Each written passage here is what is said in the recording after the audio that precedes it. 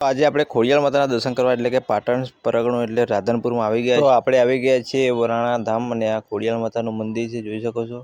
અને જૂનું મંદિર છે અને ઉપર મોટું મંદિર ભવ્ય મંદિર બનાવ્યું છે.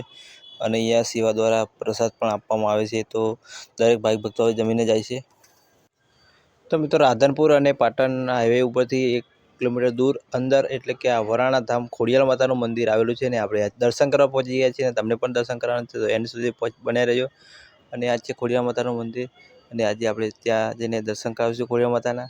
અને કેવું છે એ પણ તમને બતાવીશું. તો આ ખોડિયાર માતાના મંદિર લોકો શ્રદ્ધાળુ ખૂબ આવતા હોય છે, લોકો દૂર દૂરથી આ દર્શન કરવા આવતું હોય છે. અને આપણે અમદાવાદથી 200 કિલોમીટર 150 કિલોમીટર થાય ત્યારે આગળ દૂર દર્શન કરવા નીકળ્યા તો દર્શન કરવા આવી ગયા છીએ. તો આ છે તો ખોડિયાર માતાના ખૂબ પરચા અને ખૂબ દયાથી લોકો આવતા હોય છે. અને મંદિર પણ મોટું ભવ્ય મંદિર છે. તો લોકો શ્રદ્ધા હોય ને સાચી વિશ્વાસ હોય એટલે માતા લાખો લોકોના કામ કરે છે અને દરેકના કામ કરે છે. અને લોકો અહીંયા તેમના દુઃખ દૂર કરવા આવતા હોય છે અને એ દુઃખ દૂર થઈ પણ જાય છે. જ્યાં સ્થળે આવ્યા હોય તેઓના દર્શન થઈ જાય મા ખોડિયારના, તો તેમના દુઃખ દૂર થઈ જાય. અને એકવાર આ ખોડિયારનું નામ દે તેઓના અટકી રહેલા કામ થઈ જાય છે. અને જેનો મોકો મળ્યો એને ખોડિયાર માતાના દર્શન થાય છે. તો આ દર્શન કરવા આવ્યા છીએ ને વરાણા ખોડિયાર માતાના દર્શન કરવા એટલે બહુ પ્લે છે, કારણ કે આપણે અમદાવાદથી 150-200 કિલોમીટર અંતરે આવેલું છે ખોડિયાર માતાનું મંદિર. તો ત્યાં દર્શન કરવા પહોંચી ગયા છીએ ને જોઈ શકો છો ખોડિયાર માતાના હાજરા હજુર દર્શન તમે પણ કરી જાઓ. અમે તો દર્શન કરી લીધા છે. તો વરાણાની ખોડિયાર જય માતાજી.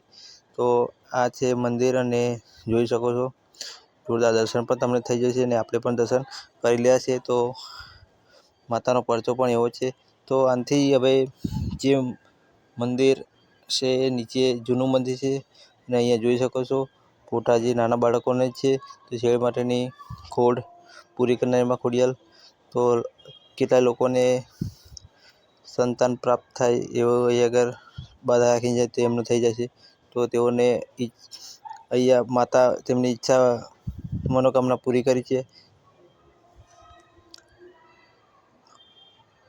તો મિત્રો હવે લઈ જઈશું આપણે તમને જૂનું સ્થળ હતું એટલે કે નીચે ભોયરામાં વિરાજમાન છે માં ખોડિયારમાં. ઉપર પણ મંદિર છે અને નીચે પણ છે. તો ચાલો હવે ત્યાં જઈશું. તો ખોડિયાર માતાના ત્યાં પણ દર્શન કરીએ.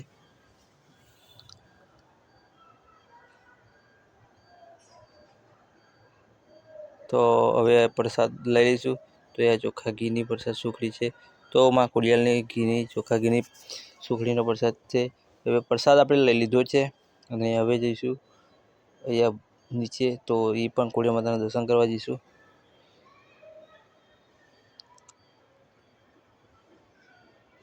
તો શ્રદ્ધાળુ દર્શન કરીને આવતા હોય છે અમુક અને આપણે હવે જવાનું છે. તો મિત્રો અહીં પણ તમે દર્શન કરી શકો છો. જો અમે તો ખોડિયાર માતાના દર્શન કરી લીધા છે, તમે પણ દર્શન કરી લો. જેનું કિસ્મત હોય તેને જ આ વિડીયો પહોંચ્યો હોય ને જોતા હોય તો તમને મોકો આજ મળી ગયો માં ખોડિયારના લાઈવ દર્શન કરવાનો. તો અમે તો દર્શન કરી દીધા છે, તમે પણ દર્શન કરી લેજો. તો જે ખોડિયારમાં કમેન્ટમાં લખવાનું ભૂલતા નહીં. અને માતાની કૃપા હોય તો બધું જ સારું થાય, જવાય. બાકી કૃપા વગર અહીંયા ના આવી શકાય. તો અહીંયા ભોજનાલય માતાના તરફથી છે અને અહીંયા શ્રદ્ધાળુ જમીને પણ જતા હોય છે. તો જોઈ શકો છો હવે આપણે નીકળશું ઘર સાઈડ. તો મિત્રો આ મિની બ્લોગ પસંદ આવે લાઈક શેર સબસ્ક્રાઈબ કરવાનું ભૂલતા નહીં. ફરી મળીએ આવા નવા મિની બ્લોગ સાથે, નવા સ્થળે અને નવા બ્લોગ સાથે.